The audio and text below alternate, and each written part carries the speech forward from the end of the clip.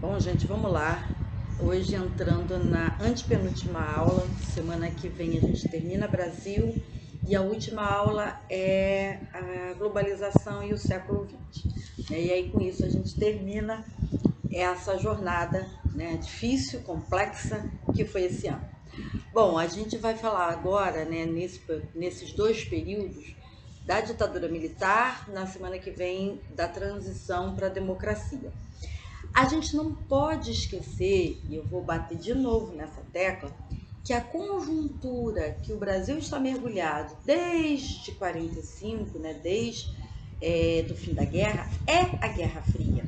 E como país de capitalismo periférico, que tem sempre como papel para o mercado estrangeiro de ceder matéria-prima e mão de obra barata, o Brasil tem que funcionar desse jeito.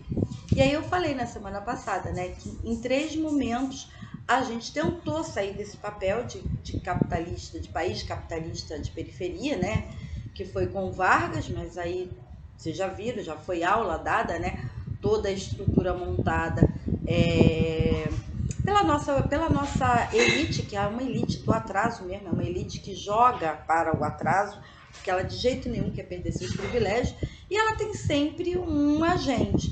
No caso do Getúlio, o Carlos Lacerda.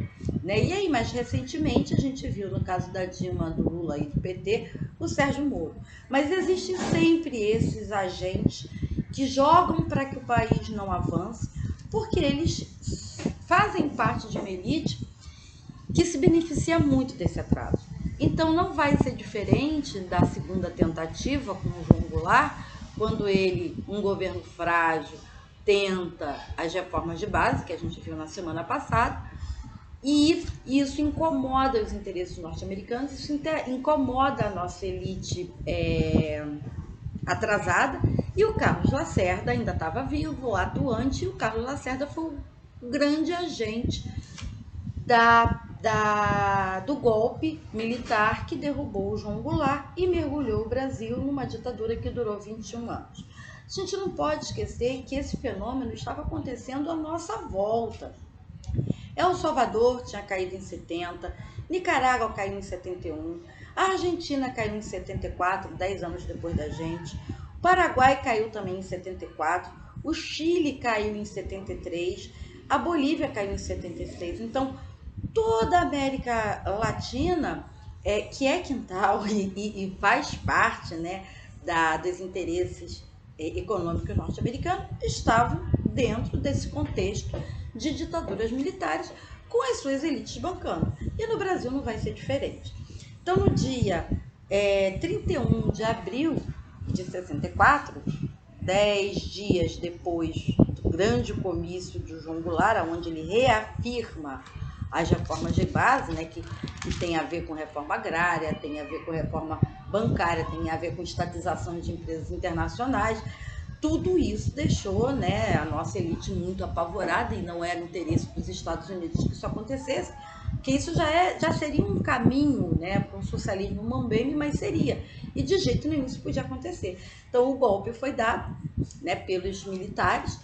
Houve uma tentativa de reação do cunhado do Jango, que era o Leonel Brizola, lá do Rio Grande do Sul, mas isso ia virar uma guerra civil, e o João Goulart não quis que houvesse, né, essa tentativa de barrar o golpe. Então, a ditadura ela vai ter 2 momentos.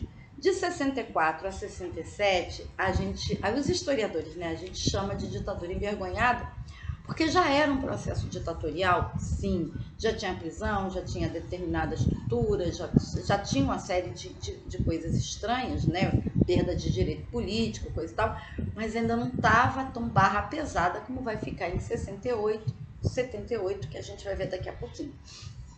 Então, logo de cara é editado o AI. O que é um AI? É um ato institucional. Enquanto não se fez uma nova Constituição, que ela vai ser de 66, a gente vai ser governado por AIs, né? 66 não, 68, que vai ter uma nova eleição, uma nova Constituição. Então, logo de cara, o Castelo Branco, que é o primeiro general a governar o Brasil, ele vai editar o AI-1, que fecha o Congresso, caça os direitos políticos do JK, do Brizola, do Jânio, fecha Grêmio Estudantil, fecha sindicatos, persegue as ligas camponesas, já é o primeiro momento de paulada. Em 65, ocorrem as eleições que ainda estavam livres para governadores. E aí a oposição na figura do MDB, que era uma oposição muito da chinfrim, mas ainda era, né, ganhou de lavada as principais governos. Ganhou no Rio, ganhou São Paulo, ganhou as principais capitais. O MDB, não era P, era MDB, o Movimento Democrático Brasileiro, levou de lavada da Arena, a Aliança Renovadora Nacional, que era o partido de direita, né, que era a antiga, o DN, era onde se juntou toda a lixarada lá naquela porcaria da Arena. Bom, de cara isso foi horrível, né? E aí o governo vai reagir editando o AI-2, que só vai permitir 2 partidos, o MDB e a Arena, como eu já falei. A Arena é o partido de sustentação da ditadura, o MDB de oposição à ditadura. E eles tentam, né, dar umas guinada para que não houvesse mais eleições para governos nem prefeitos nas capitais. Todos governadores e prefeitos iam ser indicados de forma indireta pelos militares. Uma delícia esse negócio. Bom, em 66 é editado mais um AI, é o AI-3, que estabelece eleições indiretas para governador, para prefeito e senador. Nesse ano, Castelo Branco edita também o AI-4, que cria a lei de imprensa, ou seja, censura a imprensa. Ainda não é tão barra pesada como vai ser 68, mas já é censura, já tem problemas de sair notícia em jornal, determinados filmes são censurados, músicas não podem tocar, então aquela chatice, né? Algumas peças de teatro, a polícia invade, prende os atores, a baixaria só. Em 67, o Congresso é reaberto porque tem que escrever uma nova Constituição. Não dá para ficar governando eternamente por atos institucionais. Então vai ter mais um ato institucional, que é o AI-5, mas está na hora de montar uma Constituição. E essa Constituição ela vai ser uma Constituição muito problemática, porque ela é uma Constituição autoritária. Né? Nela vai ser mexida a estrutura de ensino, vai cair o que antigamente, né, quando você terminava a 8ª série, para você ir para o ensino médio, você tinha que fazer uma prova, né, que eles derrubaram essa prova. A educação foi sendo minada até o que a gente está vendo hoje, mas ela começa a ser minada aí. Se tira história, geografia, sociologia, filosofia, isso tudo sai do currículo, amarrota tudo num troço chamado estudos sociais. Aí tem um troço chato pra caramba chamado moral e cívica, outro troço super chato chamado SPB. Só que o SPB era engraçado, porque o SPB ensinava as leis. E aí a gente já passava a saber o que a gente podia fazer e o que a gente não podia fazer. Então, teve essas mexidas. Agora, também a gente não pode negar que a existência da União Soviética, a existência de um mundo comunista, dava umas travadas em várias coisas. Então, você vai ter um bolsão de miséria no interior? Sim. Você vai ter problemas horrorosos no sertão? Sim.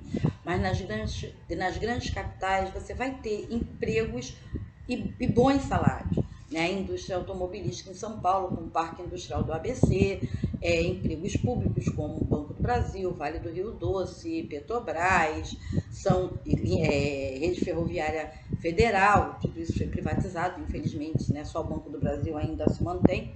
E esses empregos eram bons, tinham bons salários, tinha um aparato, né, para o trabalhador podia comprar a sua casa própria através da carta de crédito, enfim, né, sabia que ia se aposentar, o salário dava para sustentar uma família inteira. Agora, isso não era para todo mundo, isso era para um pequeno círculo de pessoas que, por, né, conseguiram passar nos concursos, conseguiram entrar no Banco do Brasil, numa rede ferroviária, numa Petrobras, numa Vale do Rio Doce, numa CSN, né, ou numa fábrica metalúrgica. Você não tem nesse momento aí grandes desempregos, o desemprego vai começar a pegar pesado a partir de 73, mas você tem aí uma certa estabilidade. Aí vem o ano de 68, que é um ano atípico. Esse ano é tão marcante, né, que a gente, né, costuma dizer que o ano de 68 é um ano que não acabou. Porque todos os países, tanto do lado capitalista, quanto os que estavam presos à arbitrariedade da União Soviética, né, lá dentro dos acordos de pós-guerra, e a União Soviética ficou com o leste europeu, ficou, né, com alguns países, a própria China com a sua revolução, todos esses países vão ter convulsão.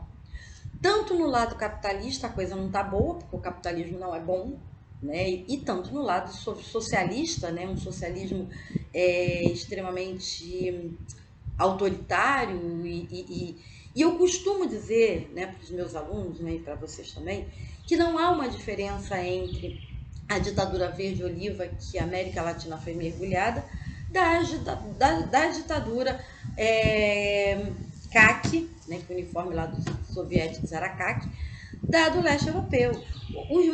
Os dois ambientes eram péssimos. Era censura, imprensa, era perseguição a quem pensasse diferente, era prisão para quem pensasse diferente, era extermínio, desaparecimento de pessoas. Gente, a União Soviética, a Alemanha, a Hungria, a Bulgária, a Argentina, o Chile, estava todo mundo no mesmo barco. Né? A União Soviética, para se manter a União Soviética, ela não abriu espaço, né, para pensamentos dissidentes. Então, a mesma prisão, tortura e desaparecimento que rolava aqui na América do Sul, da América Latina, né, Sul e Central, estava rolando lá no leste europeu. Então, é normal, muito normal, que houvesse essa convulsão social. Agora, a gente vai ter convulsão social também na Europa. A gente vai ter o maio de 68 na França, que é algo assim que a gente vai... Mas na França, sim, por quê? Porque a sociedade francesa era muito conservadora. A educação francesa era muito atrasada. Então, em 68, a juventude que veio no pós-guerra, ela que nasce, né, na década de 40, está chegando aos 20 anos na década de 60, e mais precisamente 68, essa molecada vai querer algo novo. E o que é normal? O normal da juventude é ela ser questionadora. As coisas só mudam através da juventude. Então, quando você tem uma juventude que não está nem aí para nada, né, como a gente está vendo nesses últimos 20 anos, você tem essa estagnação, que é o que está acontecendo na maioria dos países do mundo. Não foi isso que aconteceu na década de 60. Então, a gente vai ter na França um movimento que é o Maio de 68, com a Aliança Estudantil Camponês Operária, que vai tocar o zaralho, vai ser assim uma brigaiada bacana, e o presidente Mitterrand, o presidente Charles de Gaulle vai precisar, né, mudar, reformar algumas coisas. É daí que vem a reforma do ensino na França, que acabou se tornando um dos países que, né, desponta na sua educação universitária. No Vietnã, o Vietnã é aquele paísinho lá da península da Indochina, que era da França e que lutou na Segunda Guerra Mundial, e no final da Segunda Guerra Mundial, nos acordos de independência, o Vietnã recebe, né, o seu direito de ser independente, e o Vietnã tende a ir para o lado comunista, né, para o lado da União Soviética. É um país comunista até hoje, quase não se fala no Vietnã, ele tem uma estrutura interna muito rígida, mas uma economia muito estável, né? Então, o Vietnã ele não fica precisando muito de mercados externos, não. Ele se vira lá, né, com os vizinhos. Ela faz muito comércio no Laos, no Camboja, com a China, né? Então, o Vietnã está de boa. Só que quando o Vietnã resolve adotar o sistema socialista, os Estados Unidos, né, aquela coisa absurda que é o portador da liberdade pelo mundo afora, resolve invadir o país.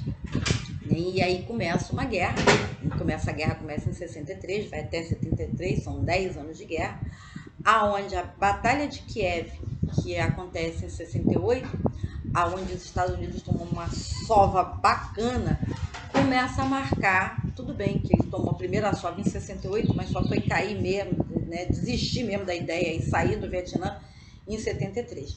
A Guerra do Vietnã foi uma guerra muito pesada, vocês viram isso nos vídeos que eu passei, porém, o país dá uma resposta à altura. Tchecoslováquia está no campo socialista, é um país que ficou para a União Soviética dentro dos acordos de guerra. Só que ninguém perguntou para os tchecos se eles queriam ser socialistas, né? Então meteram lá um socialismo absurdo na cabeça dos tchecos e os tchecos se revoltaram com a Primavera de Praga, que também aconteceu em maio de 68, e aonde a União Soviética teve que rebolar miúdo, matou gente pra caramba, para manter a Tchecoslováquia sob controle, mas teve que ceder um governo popular dentro da Tchecoslováquia. Então, o comunismo lá ficou menos pesado do que era na Hungria, na Bulgária, na própria Alemanha e na própria União Soviética. Nos Estados Unidos, os Estados Unidos não está fora disso não, tá? O pau está quebrando nos Estados Unidos em nome da luta contra o apartheid, né? Vocês sabem que os negros norte-americanos não tinham os mesmos direitos dos brancos. E essa luta começa muito, mas muito lá atrás. Começa já logo após o fim da escravidão, em 1880, mas ela vai ganhar corpo a partir de 53, com a figura do Martin Luther King, que era um pastor que começa a fazer toda uma luta pacífica, mas começa a chamar atenção. Em 54 tem o boicote dos ônibus, que vai durar 1 ano e meio, o que vai dar um prejuízo enorme às empresas de ônibus. Os negros preferem ir a pé, da onde eles moram até o trabalho, ou de carona, ou de bicicleta, ou a pegar ônibus aonde? Se eles só podiam sentar da metade do ônibus para trás, e no momento em que o ônibus já tivesse lotado, entrou um branco, eles mesmo sentadinhos lá no lugar que era destinado a eles tinham que levantar e ceder o lugar para o branco. E isso começa com uma mulher, né, Ethel Ohio. Ela tá voltando do trabalho super cansada, ela era empregada doméstica, morava longe pra cacete do local do trabalho, e ela tava voltando super cansada, e o ônibus encheu, e entrou lá um homem branco, e tecnicamente ela tinha que se levantar para dar lugar para o homem. E ela peitou, disse que não ia levantar, e aí o motorista parou o ônibus e a tirou do ônibus, né? Ela foi tirada do ônibus. Os outros negros que estavam no ônibus, todos se revoltaram e desceram junto com ela. E a partir desse dia, eles, né, resolveram que eles não pegariam mais ônibus. Iam para trabalhar a pé, de carona de carro com alguém, de bicicleta, de carroça, do raio que o parta, mas de ônibus não. E esse boicote durou 1 ano e 6 meses. As empresas de ônibus amargaram um prejuízo enorme. E elas vão ser a primeira, logo em 55, a abolir. Mesmo que a lei dissesse que tinha que fazer, as empresas de ônibus aboliram essa maluquice. E se o negro já tivesse no ônibus sentado, ele ia ficar e pronto. Só que essa é a primeira grande luta, tá? Os anos 60, e mais precisamente 68, vai ser de muito arranca-rabo, não só porque o Luther King vai fazer grandes manifestações, mas porque também há uma outra vertente, a vertente ligada ao Malcolm X, que prega, né, que só pelo pacifismo não dá. Se não for encarar os brancos que me matam, que me batem, que me violentam com violência também, isso não vai parar. Então, o Malcolm X, ele é o mentor dos Panteras Negras, uma organização armada, do qual a Angela Davis, que ainda está viva, fez parte. Eles tocaram realmente um rebuliço muito grande que acabou né? Não acabou com o racismo, vocês estão vendo aí com o Trump que o racismo não acabou, mas garantiu o direito de voto de negro, porque o negro não votava, acabou com essa palhaçada de bairro branco, bairro preto, ônibus para branco, ônibus para preto, escola para branco, escola para preto.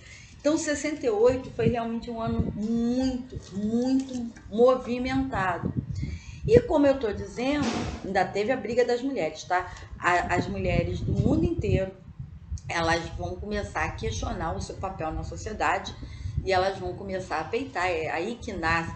Não é que nasce o movimento feminista. O movimento feminista já existe desde também do final do século XIX, com as sufragistas brigando pelo direito a voto, mas a partir de 68, com aquela efervescência, né, do ano, as mulheres também vão peitar e vão brigar por equiparidade de salário, direito a não ter filho, direito a não casar, ou casar, mas, né, não vivendo mais naquela sociedade machista, aonde o papel da mulher é sempre relegado ao segundo plano, que é uma luta eterna, né, gente? A gente continua nessa luta, porque quanto mais a gente avançou nos anos 70, 80, 90, mais a violência contra nós também avançou.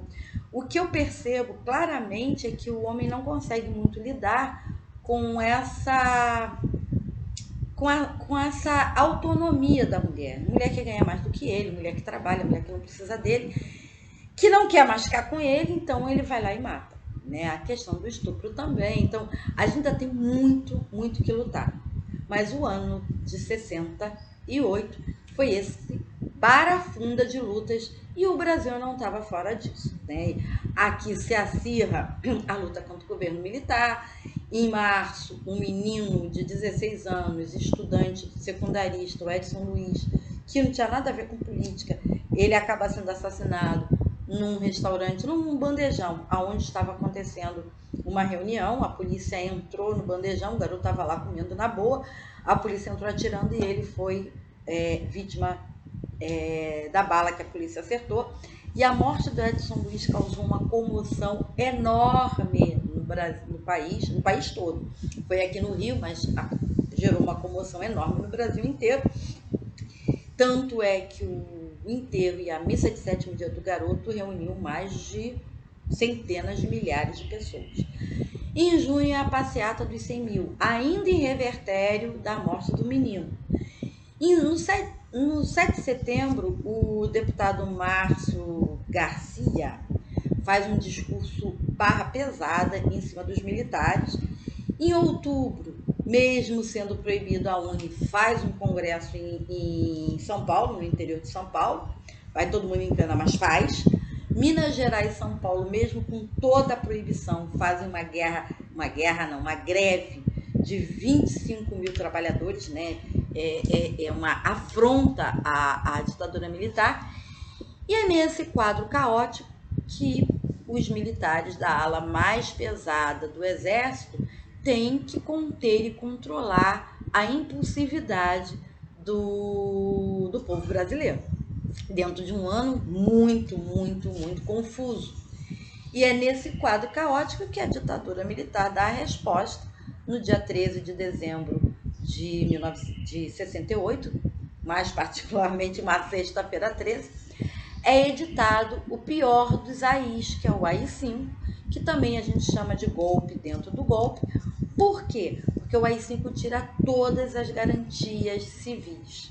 Tá? Sair na rua sem identidade é suscetível à prisão, não existe habeas corpus, as pessoas as casas, né, podem ser invadidas pela polícia se achar que tem um suspeito lá dentro e arrastar o suspeito a hora que for. Pessoas são desaparecidas, a de tortura virou, né, algo que já existia, mas ela aprofundou e ela virou barbárie. É nesse momento aí que a gente tem 230 pessoas desaparecidas, a gente tem o levante da guerrilha do Araguaia, que foi sufocado em 63, onde 68 pessoas até hoje não se sabe que fim elas levaram. Então você tem aí um mergulho, né, que vai de 68, 69 mais precisamente, porque 13 de dezembro já era finalzinho do ano, mas vai de 69 a 78, com um país extremamente fechado, as questões políticas, aí a censura cai mesmo, aí é jornal que sai com a página completamente em branco, porque todas as notícias daquela página foram censuradas, é novela que está prontinha para ir no ar, como o Roque Santeiro, e a censura breca e não vai. Então você tem um momento muito barra pesada que o Brasil vai mergulhar. Só que não adianta só você dar cacetada. Não dá para você manter o tempo todo sua cacetada. Como eu falei antes, a União Soviética existe. Então você não pode só morder, você tem que assoprar. Ao mesmo tempo que para as questões políticas, para os dissidentes políticos, era porões da ditadura, era tortura, era morte, era desaparecimento. Para a sociedade no geral que não estava metido com política, você vai ter um estado do bem-estar social tranquilo.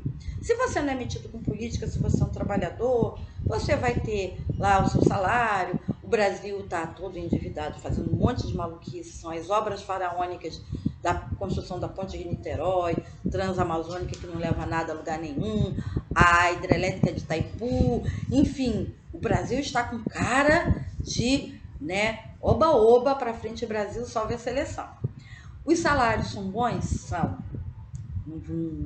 Só que tudo isso é fictício. Tudo isso está sendo gerado e montado em cima de empréstimos com FMI. E, claro, com o preço do petróleo, tranquilo lá no Oriente Médio.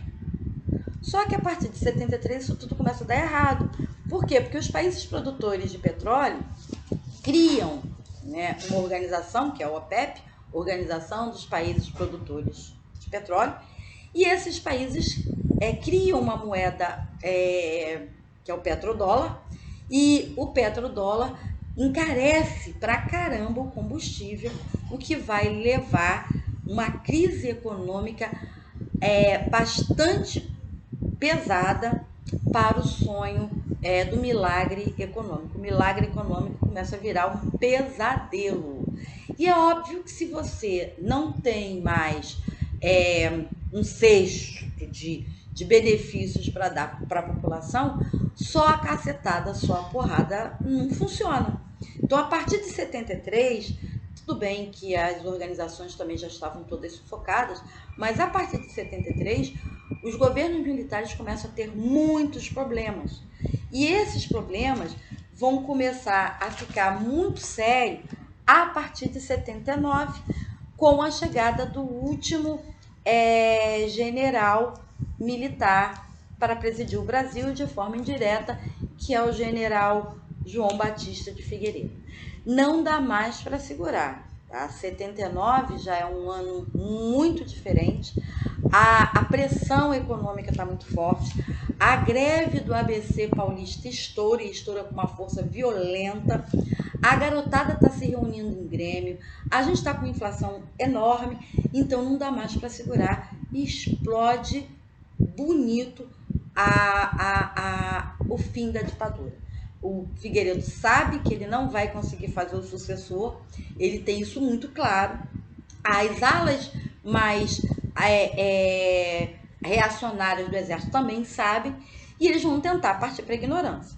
Então, os anos de 80, 81, 82 vão ser marcados por tentativa dessa ala mais radical do exército, da qual o Jair Bolsonaro faz parte, e eles vão tentar 3 atentados. O atentado à bomba do Rio Centro, que vai ser no dia 1º de maio de 80, em pleno show do Dia do Trabalhador, só que a bomba explode antes do tempo e mata o cara que ia botar a bomba lá dentro, um general, e aí teve todo um auê, porque era um general que ia botar a bomba, e a bomba explodiu no colo do general, e o general foi conversar com o Raico Parta, então deu um oba-oba. Só que os caras não pararam aí, No ano seguinte, em abril de 81, se coloca uma bomba na OAB e essa bomba mata a secretária. Quando ela foi abrir a carta era uma carta-bomba, explodiu em cima dela, ela morreu. Então isso deu mais auê ainda. E em 82, mais ou menos entre junho e julho, teve a bomba da ABI. E houve vários pequenos atentados em bombas de jornal nesse período. Então esse momento aí está sendo muito marcado falta de vontade dos caras de largar o osso. Eles não queriam largar o osso. Só que não dá, né? Não dá. O ano de 83 é marcado por uma alta inflação, desemprego, forte recessão. O nosso mercado interno está muito desgastado. A gente está passando um perrengue muito grande. E está chegando a hora do Figueiredo entregar o cargo. Né? Ele precisa entregar o cargo, né, em 84, em 85. Então tá todo um burburinho aí da gente não entubar um novo militar. Gente, nesse momento eu vivi muito intensamente, porque eu já estava com 20 anos, e esses movimentos de Iretajá e outros eu estive presente. Então, isso aí eu já posso falar porque eu vivi, tá? Então, o ano de 84 vai começar com movimentações para que a gente pudesse eleger o presidente em 85. E é o movimento das Diretas Já, que é uma emenda de um deputado goiano, né, já falecido, Dante de Oliveira. Ele faz essa emenda para que as eleições de 85 já seja direta. A gente vai para a rua, tem comício, bota-se mais de 1 milhão em tudo que é capital, Rio, São Paulo, Belo Horizonte, Vitória, Salvador. O Brasil inteiro se mobilizou pelas Diretas Já, mas o Congresso, né, na figura do Centrão, que o Centrão existe até hoje, né, o Centrão já existia naquela época, não passa, a emenda não é aprovada, os deputados votam contra e ela não é aprovada. E aí a gente vai encarar um governo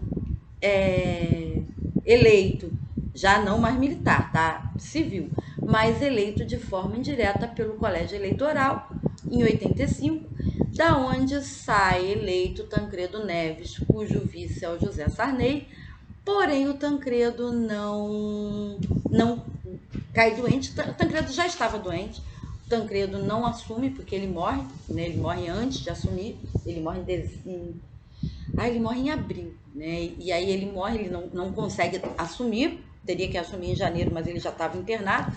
Quem assume é o Sarney, em abril o Tancredo morre, e aí a gente vai ficar de 85 a 89 governado por um cara que não tinha força política nenhuma, num país mergulhado numa recessão absurda, uma briga, né? Porque a gente estava indo para a rua direto. Não é à toa que em 1986 a gente tem a primeira grande greve geral depois de 17, né? Depois de 1917, a gente toca uma greve geral que parou o Brasil inteiro. O Sarney vai tentando minimizar o problema da inflação com gatilho, com tabelamento de preço, com não sei o que, com não sei o que lá, mas é um governo extremamente frágil que poderia ter sido substituído por um PT raiz, o PT de 89 era um PT raiz, mas acabou não sendo porque a nossa elite do atraso jamais permitiria que se saísse de uma ditadura militar para um governo popular, né? E isso vai ficar para a semana que vem, que a gente vai trabalhar a década de 90 até 2020, fechando o Brasil desse período. E aí vai ficar faltando só a última aula, que é o mundo nesse período, que não é muita coisa. Tá legal, gente? Até semana que vem.